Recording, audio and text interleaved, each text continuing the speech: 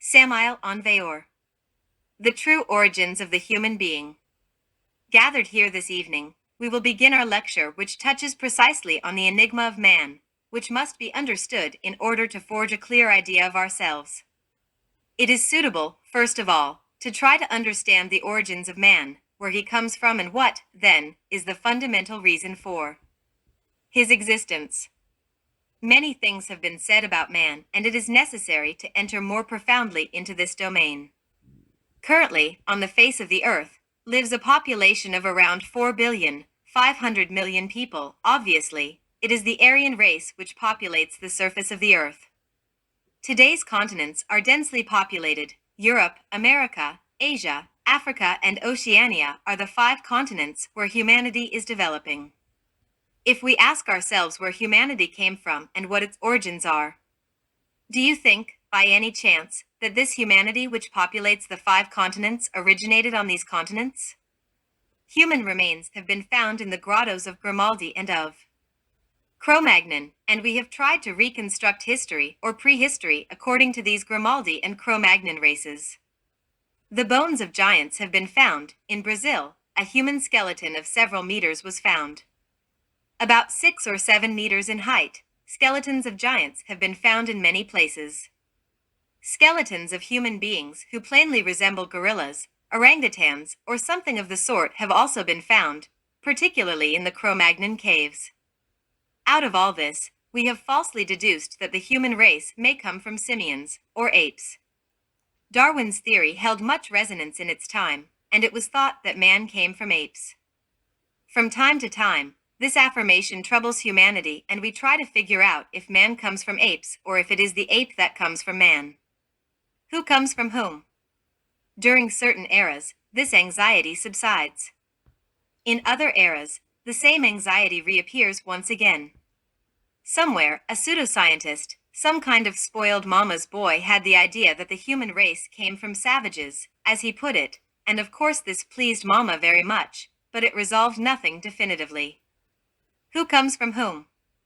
I do not think that this entire population of 4,500,000,000 who currently populate the world came from these 5 continents. I do not think so, because it happens that the physiognomy of the world has changed many times. Before having the physiognomy that you can see on a map, or in any hemisphere, it had a different physiognomy. There exist very ancient maps. There exist other maps which have been found in other parts of the world, where the physiognomy of the earth is different.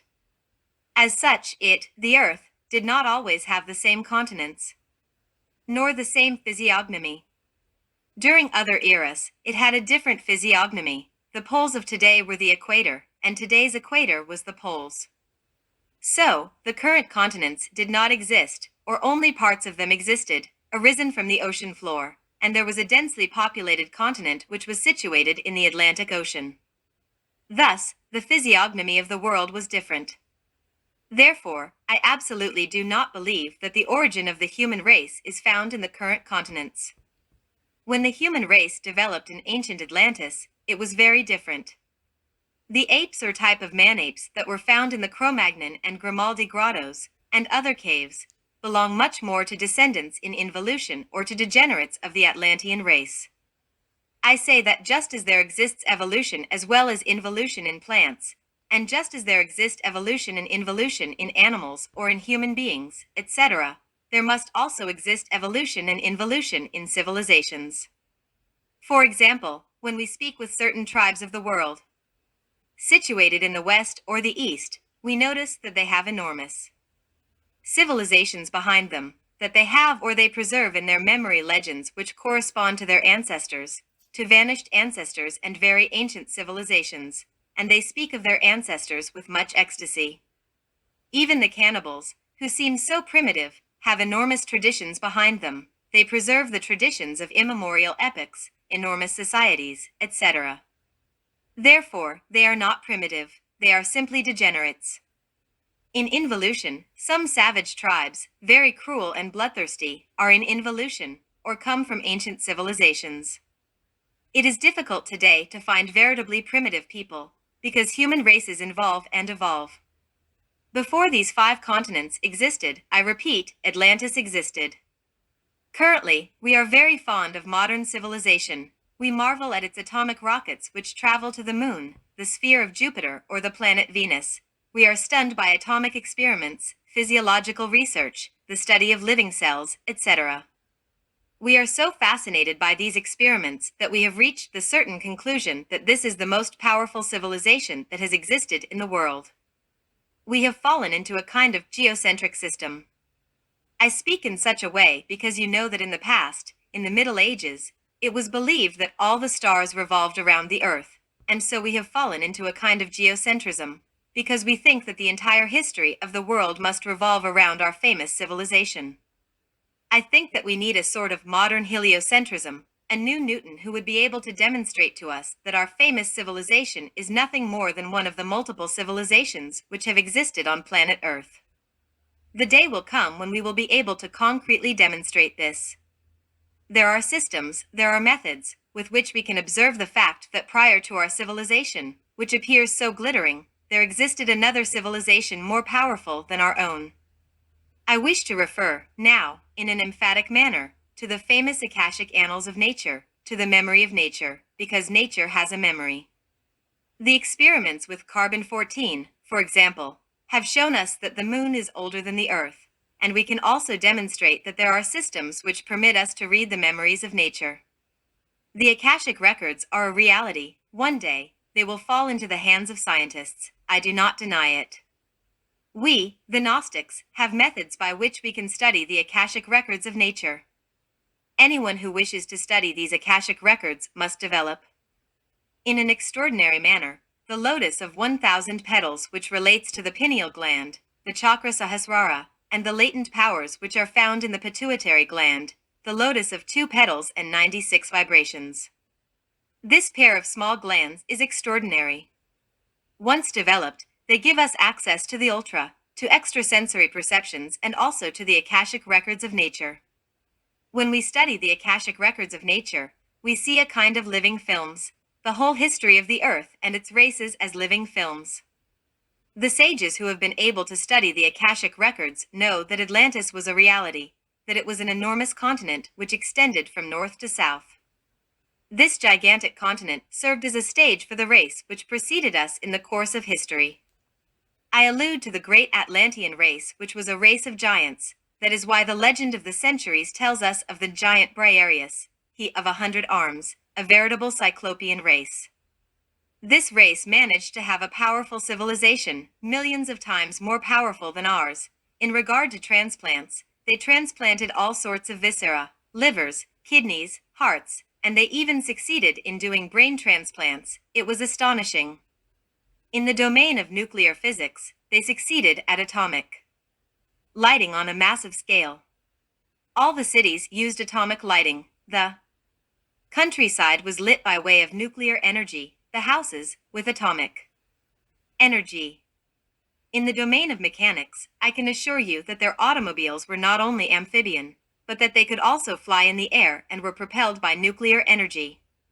They extracted the energy not only from uranium and radium, but from many other metals as well as many vegetable grains, and they were very inexpensive. In the domain of aerial navigation, they had more powerful vessels than the ones we have today, veritable flying boats or flying ships propelled by nuclear energy. They carried out journeys to the moon even better than international rivals do nowadays. The atomic rockets with which these astronauts traveled to the moon were astonishing, and not only did they go to the moon, they also went to any given planet of the solar system. And so it is that we, with our famous civilization and our modern pseudo-wisdom, cannot even hold a candle to them. We are not even fit to polish the shoes of the Atlanteans. In terms of anatomy and biology, they made progress that we are far from imagining. An Atlantean queen, Ketebel, she of sad destiny, succeeded in keeping herself alive, in all her youth, for thousands of years. Unfortunately, and this is how the decline of the Atlantean civilization began, she established a solar cannibalism, worthy of reprimand. Thus began the degeneration or involution of the Atlanteans. So, they sacrificed young girls and boys, etc., to the gods, for one reason or another. Then, these cadavers, the cadavers of the sacrificed youth, were brought to a laboratory in order to extract from them certain glands which the famous Ketebel, she of sad destiny, needed, and these glands served to replace the atrophied glands of Ketebel. However, they not only extracted the physical glands of the cadavers, no. Today, the famous modern scientists are so degenerated that they no longer know how to use the vital principles contained within the endocrine glands. The Atlantean sages were not unaware of the fact that the vibrations of the ether, or in other terms, the tattvas enter the endocrine glands, or little micro-laboratories which produce hormones, and that they never come back out because they are transformed into hormones. This, the Atlantean sages never overlooked. They knew how to use these tattvas or vibrations of the universal ether. When they did a gland transplant on Ketebel, they did it by using the tattvas in combination. They used the vibrations of the ether or principles of life.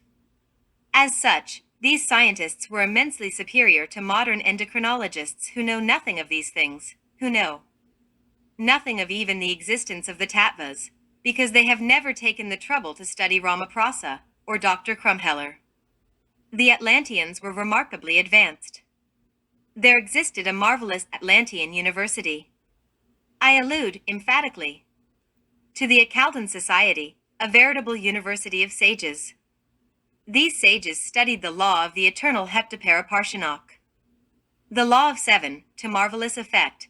They learned to concentrate solar rays so that they reached certain chambers. They knew how to transform the 7 colors of the solar prism. That is to say, they detached the positive or diapositive from the rays of the solar prism.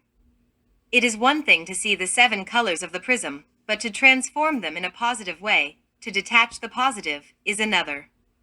Modern scientists have studied the 7 fundamental colors of the solar spectrum, but they have not detached the diapositive from these 7 colors.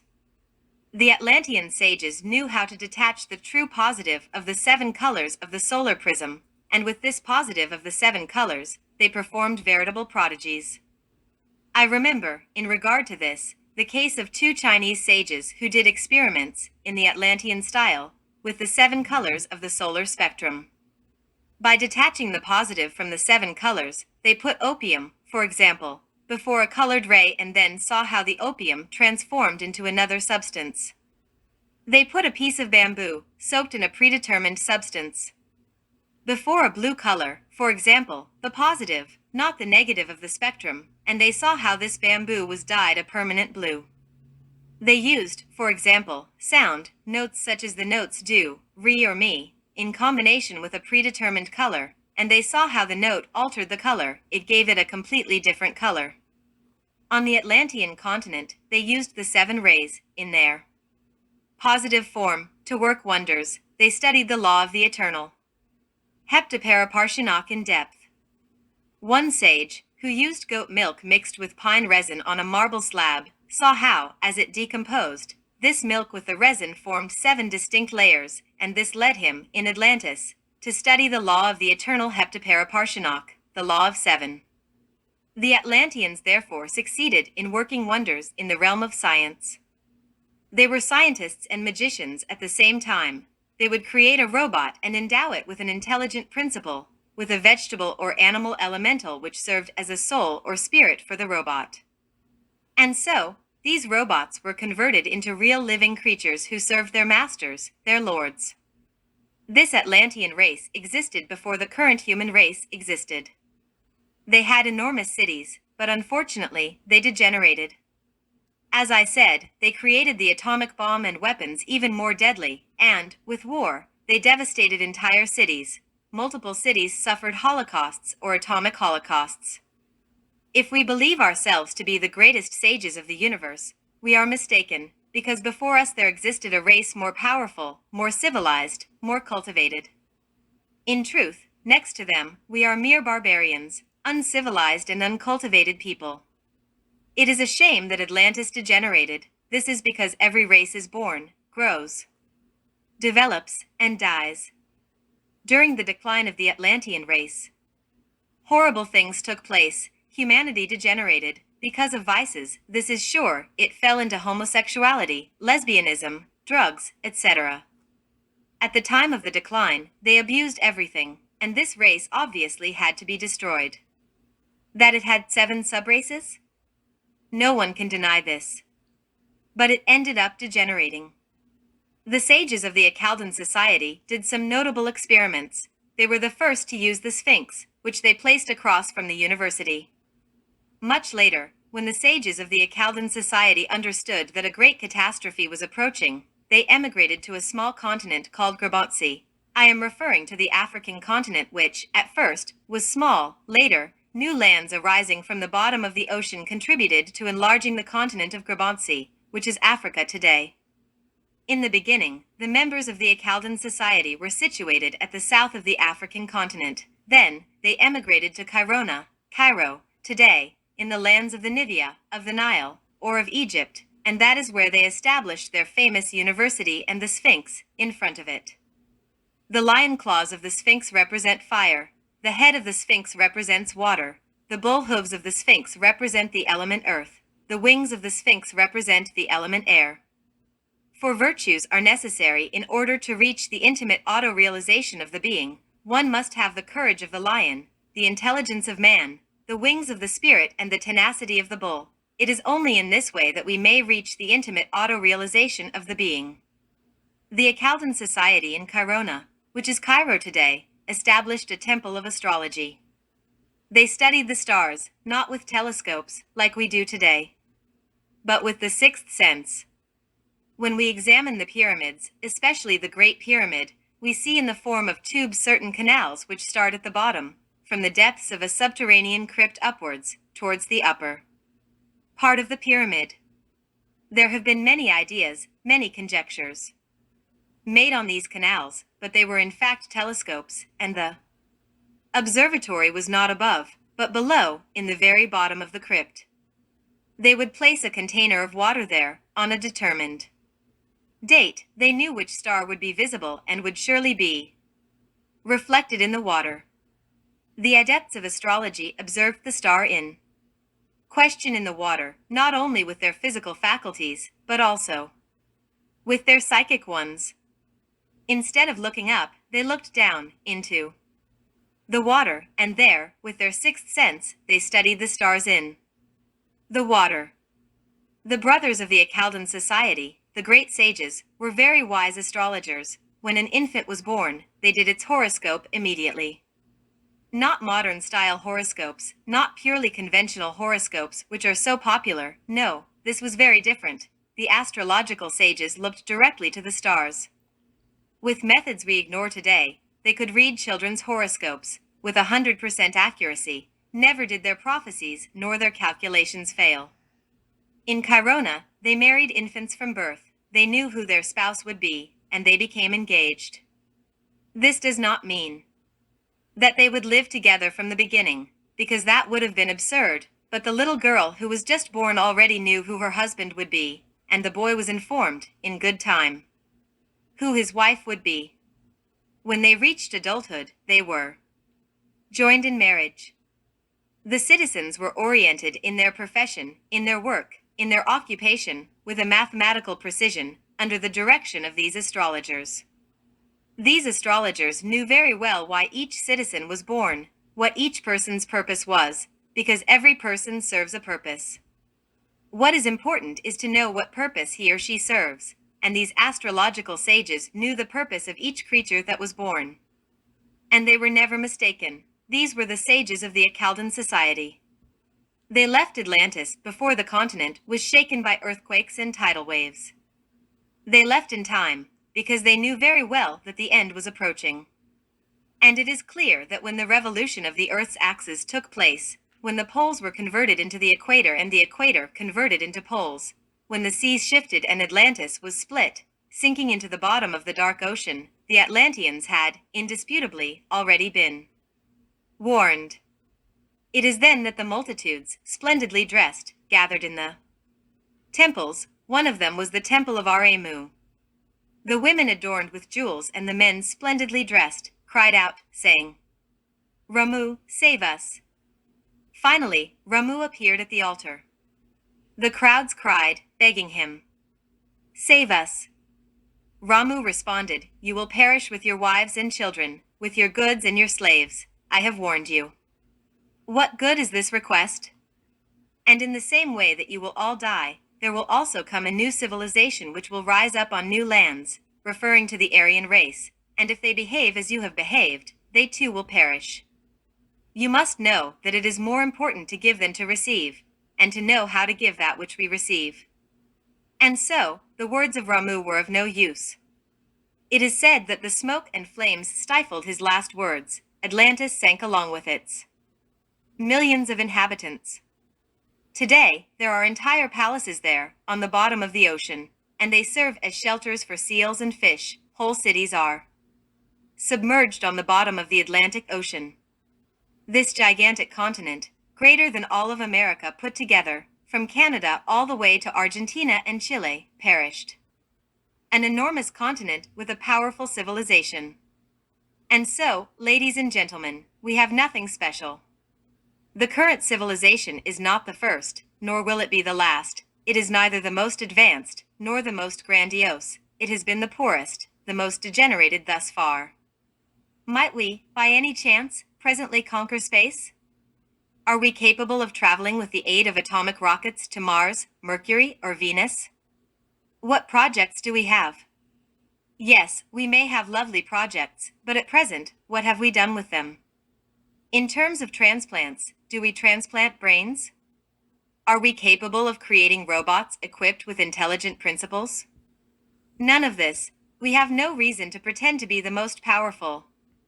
And that is why our so celebrated modern civilization will perish, and of all this perverse civilization of vipers, there will not be left one stone upon another. Babylon the Great, the mother of all the fornications and abominations of the earth, will be destroyed in very little time.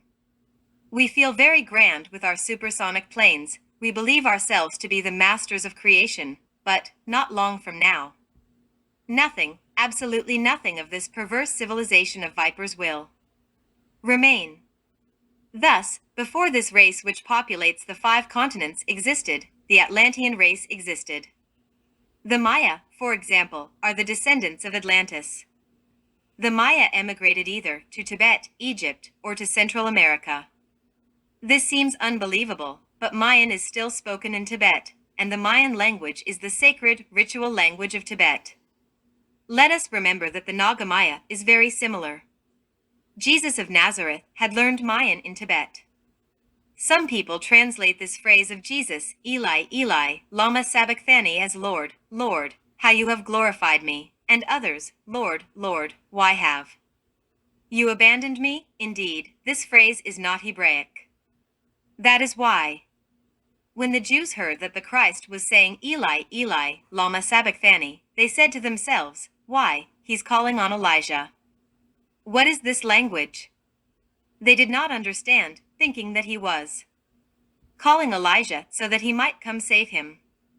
Nonetheless, any native of the Yucatan or of Guatemala can translate this phrase, Eli, Eli, lama sabachthani, because it is Mayan and not Hebrew.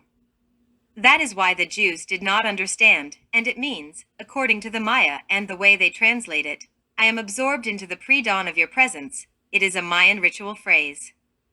The Turanians were also survivors of Atlantis, unfortunately dedicated to black magic. They succeeded in reaching Tibet, to make things even worse, as the selected Aryans, and they emigrated to ancient Persia. Finally, the Great Law was able to vanquish them, and they were destroyed. The Redskins are descendants of Atlantis, our ancestors. The ancient Nahuas, Zapotecs, Toltecs, etc., originate in Atlantis. Almost all the tribes of America descend from Atlantis. Thus, as we advance in these studies, we realize that the current race did not have its origins, as many suppose, on the same continents that we live on. The current race comes from another race. It comes from Atlantis. It does not come from apes, orangutans, monkeys, as Mr. Darwin and his associates stupidly suppose. It descends, I repeat, from the Atlantean stem, and this is demonstrated. But the Atlanteans, with their powerful civilization, do not, in turn, come from the Atlantean continent. The Atlanteans, with their whole civilization, grandiose as it was, do not come from Atlantis. They come from Lemuria. Lemuria was a continent even older than the Atlantean one. The Lemurians inhabited a continent which was located in the Pacific Ocean. It was a gigantic continent which extended over a raging ocean, an enormous continent which covered the whole space of the Pacific, larger than Atlantis, larger than Europe, larger than Asia. The Lemurian civilization was evidently powerful as well. The Lemurians were a race of cyclopean giants, cyclops. They could normally measure up to 4, 5, or 6 meters tall. They were giants. This was a race of giants. Lemuria also had a powerful civilization, enormous, formidable. In Lemuria, enormous cyclopean cities rose up, surrounded by stone walls and volcanic lava. Many people also lived in the countryside, like today. In the beginning, in the pre-Lemurian age, we can tell you that there existed a race of hermaphrodites, Lemurian hermaphrodites. The separation into opposite sexes took place in the post-Lemurian era.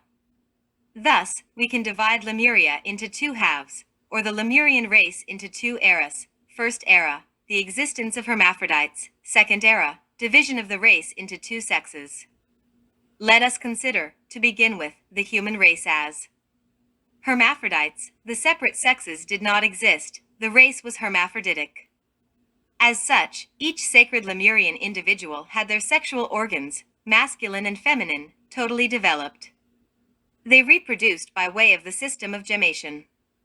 At a certain time, this hermaphrodite would eliminate, from its ovaries, naturally, by way of menses, a perfectly developed ovum or egg, of a size which may have been close to that of a bird's egg, with its hard shell complete. This egg was placed in a special environment, and within it a new creature was conceived. And, finally, when this creature came out of the shell, it was fed normally by the breasts of the father-mother. The Lemurians reproduced in this way. The sexual act did not exist, because each individual was complete in and of itself. Reproduction took place by way of the system of gemmation. However, it happened that in the post-Lemurian epoch, they saw clearly that certain infants were born with one sexual organ more accentuated than the other. Some were born with the masculine organ more developed than the feminine, or vice versa, and this process became more and more manifest, until finally there were born single-sexed infants, male or female. But this process of division into opposite sexes took place over the course of thousands, perhaps 1,000,000 years. It did not occur from one day to the next. That is why it is said Eve came from Adam's rib. It is a symbol, to represent the division into opposite sexes. When the total division into opposite sexes finally took place, cooperation was necessary in order to create. The menses continued to exist in the feminine half, in the feminine element, but this ovum was then born infertile or arrived infertile. Cooperation with the masculine sex was needed in order for the ovum to be fertilized and to be able to, in such a way, reproduce the species. At certain times of year, the creator Elohim, the Kumarats, gathered people together in order for them to reproduce. It was a marvelous thing to see how these races, these tribes, traveled from one place to another to reach, on determined dates, the temples where they were to reproduce. The sexual act was never carried out outside of the temple. This sacrament was only carried out in the temple. It was a sacrament of the temple, and the couples, men and women, united sexually to create in the paved courtyards of the temples, under the direction of the Kumarats. Humanity enjoyed spiritual faculties. It could perfectly perceive all the wonders of nature and the cosmos. Its capacity of vision allowed it to see half of a holtopamnas, that is to say half of the totality of the tones of universal color. We know very well that a holtopamnas is composed of 5.5 million tons of color. The hearing was penetrating enough to be able to perceive the symphonies of the universe. Smell was so sharp that it could perfectly surpass that of the dogs of today. This humanity could use, in its alphabet, 51 vowels and 300 articulated consonants because the power of the verb, of the word, had not degenerated. They spoke the universal language which had powers over fire, air, water, and earth. It was a superior humanity, millions of times superior to our own, it developed powerful civilizations and also knew how to use the energy of the atom and cosmic rays. It had vessels with which it traveled in infinite space, marvelous vessels. In Lemuria, any human being could live about 12 to 15 centuries, that is to say a little more than 1,000 years. It was a strong, vigorous race. They could perfectly grasp an enormous stone and throw it into the distance with great strength. To move such a stone, we would now need a powerful crane, and perhaps even with the crane we would be unable to do it. And so, the Lemurians were a vigorous, very strong race. However, neither did the Lemurian race originate in the Pacific, as we believe. The ancestors of Lemuria were situated on the Hyperborean continent, which, like a kind of horseshoe, closed in all around the North and South Poles. On this Hyperborean continent, there existed a powerful race of androgynes, not hermaphrodites, but androgynous people. Not a race which had simply come to settle on the Earth's crust, like the Lemurians. No, the Hyperboreans were different. They floated in the atmosphere of that era. Nonetheless, they created their civilization. Many are those who think that the Hyperboreans never knew war, but in reality, we know that there was a race of Hyperboreans who knew how to wage war. Then, the mineral, vegetable, animal, and human kingdoms mixed together a great deal. There existed mineral vegetables and vegetable minerals, animal vegetables and vegetable-like animals. As for human beings, they were completely androgynous. They could stretch out their bodies at will to take on an immense size or reduce it to the state of a mathematical point. They reproduced like coral reproduces. It is in this way that they reproduced, that is to say by budding. We know full well that there are plants which can reproduce through simple budding. They send out a shoot which grows and develops. In the same way, an offshoot could be born of these bodies which would then detach and give birth to a new creature which was nourished by the father-mother. It was a fearsome race of tall and slim men, grasping spears and protecting themselves with great shields. They used unknown weapons and fought against other tribes. The Hyperboreans lived in a very different era of world history. They possessed a totally developed spiritual vision, that is to say they had prominent pineal glands, which permitted them to see the ultra of all things. If we think that a plant is the physical body of an elemental, then each plant has a soul and the soul of each plant is a vegetable. Elemental. When they looked at a forest, the Hyperboreans did not see it as we see it today, as a collection of trees of something of the sort. Because for them, this forest was a forest of giants, with enormous hands, which, like those of Briareus, he of 100 arms, moved from right to left. This forest was not something silent. Rather they heard on all sides the voices of the colossi, of the giants, that is to say the voices of the elementals of the gigantic trees. It was another way of seeing things, not like we see them now. With this degenerated sight, with this miserable sight we possess, which can only see physical things, it was another sight. It was sight which allowed us to see the superior dimensions of nature and the cosmos. It was a different sight, penetrating, omniscient. We saw the earth as it was and not as it appears to be, not as we see it nowadays. There existed knowledge and wisdom superior to that which we currently possess. All that we know now only serves to structure the intellect a little, and that is all. The Hyperboreans were wiser and were governed by the supermen of all times and all ages. And they had kingdoms and civilizations, but the origin of their race, also, was not on the Hyperborean continent. They knew that their ancestors remained back in time. The ancestors of the Hyperboreans were the protoplasmic men, polar men, glacial men, the first race. This race lived on the ice cap of the North Pole. Glacial men. Protoplasmic men. We can only mock the protoplasm, this atom of salt of Haeckel and his associates. They believe that from it came the protoplasm, the molluscoid, the mollusk, and that evolution continued in conformity with this unwavering dogma of evolution, accepted equally by Darwin and his followers. No, the protoplasm is more ancient. Neither is it the protoplasm of other authors, floating in the ocean. No, we think of protoplasmic man. We think of the protoplasmic race, which existed on the sacred island, This island which was the first to exist and which will be the last which ceases to exist. I make allusion to the Nordic earth, to the crystal earth, as our ancestors of the Anahuac would have said, to distant Thule, to this continent which is now covered by the ice of the North Pole. At that time, this continent occupied the equatorial zone of the world, since its position was different. The current equator was where the poles are and the poles where the equator is. There were enormous and deep forests, and a gigantic polar civilization was created. The earth was a magnificent blue, very beautiful. The mountains were transparent like crystal.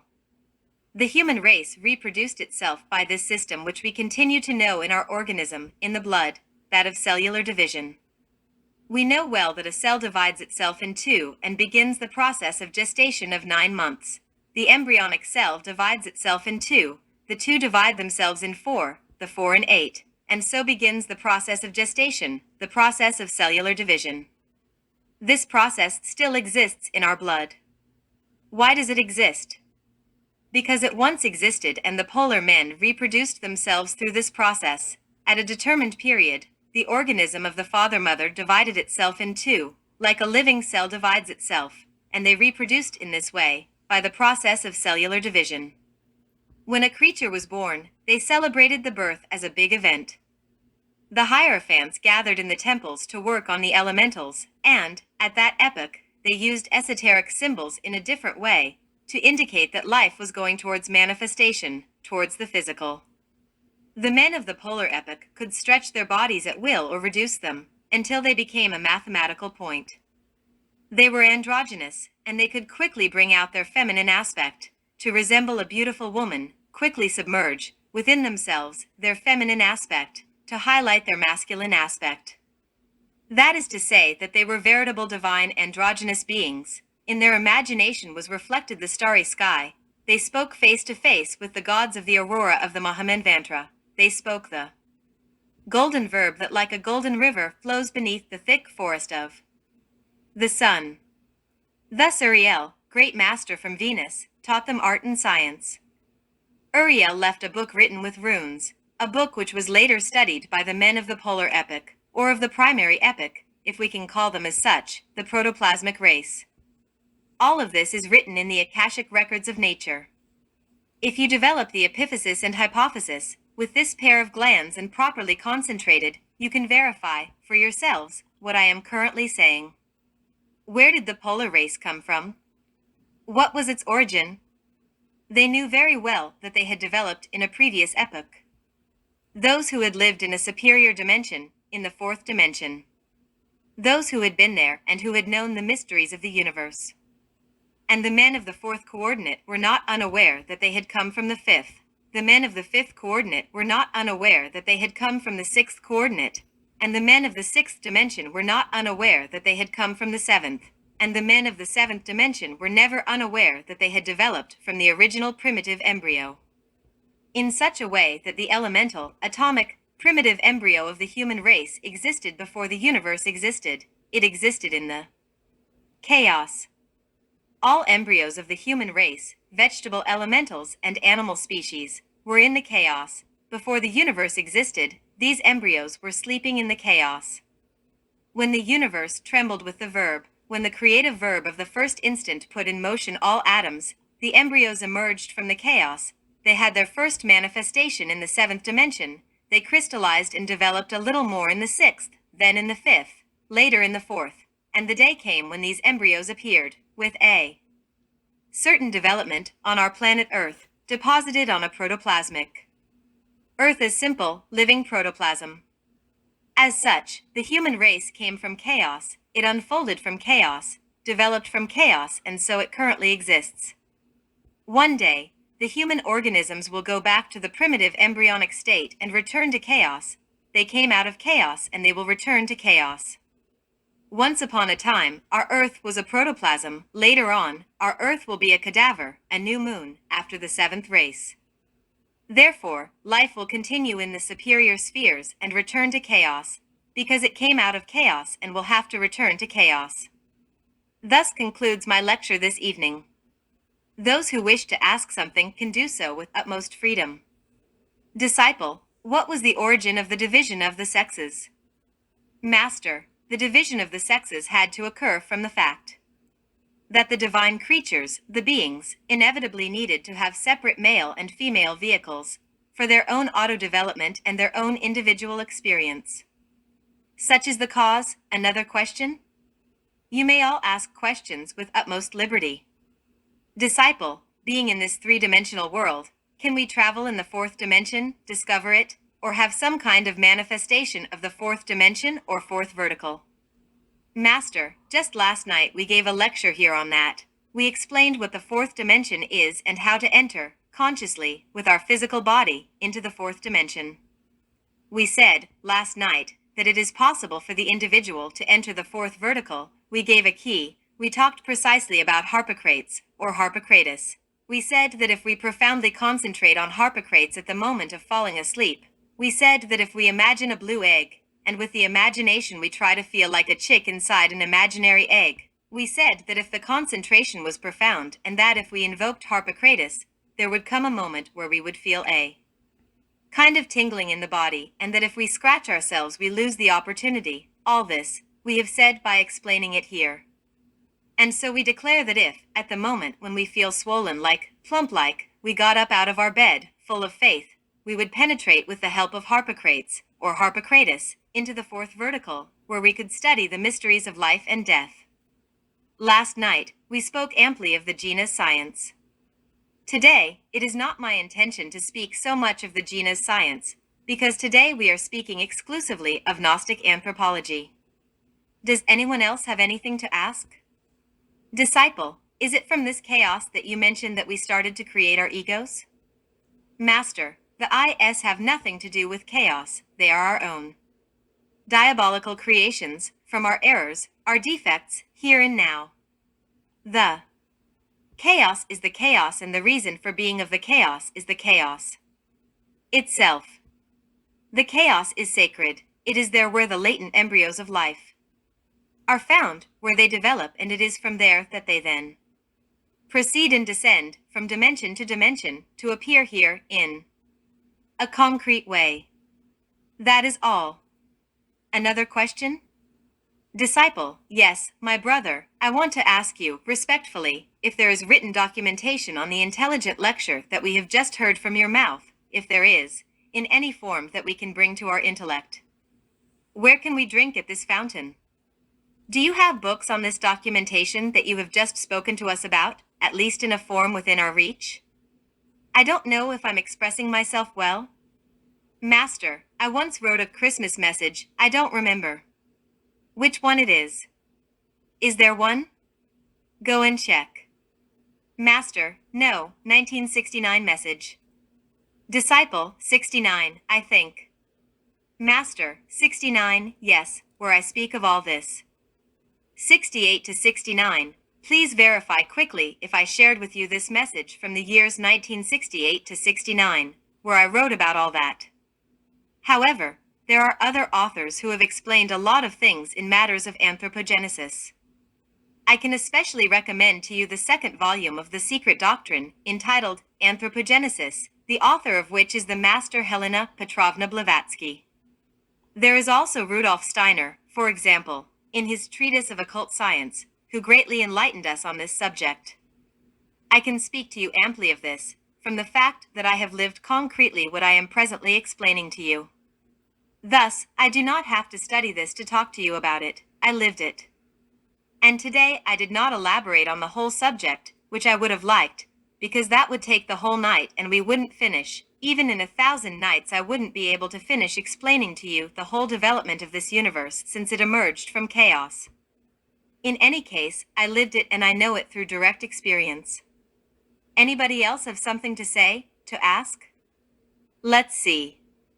Disciple, there is talk a lot about chaos and the cosmos. There is a lot of difference, because with chaos we think disorder. And with cosmos we think order, therefore, I am. Master, from chaos comes the cosmos. Indubitably, by the means of the law of three, that is to say by means of the holy triamazakamno, it is possible to realize creations from new unities. When the positive, negative, and neutral forces converge in a same point, a creation is realized. The creation of any new cosmic unit would not be possible without the conjunction of these three forces, which together form, within themselves, the holy triamazicamno. These three forces are the holy affirmation, the holy negation, and the holy conciliation. However, to create is one thing and to organize is another. We can create. But if there is no organization, what would be the point of creation? For a cosmos, which means, in parentheses, order of worlds, to come to existence, there has to be another law. I wish to refer, in an emphatic way, to the law of the eternal heptaparapartianok, that is, to say the law of seven. It is by means of the law of the holy triamazicamno that creation occurs, but it is by means of the law of seven that organization of what was created takes place, in the form of a cosmos. As such, our solar system exists thanks to the two laws, firstly, that of the holy triamazicamno, secondly, that of the eternal heptaparapartianok.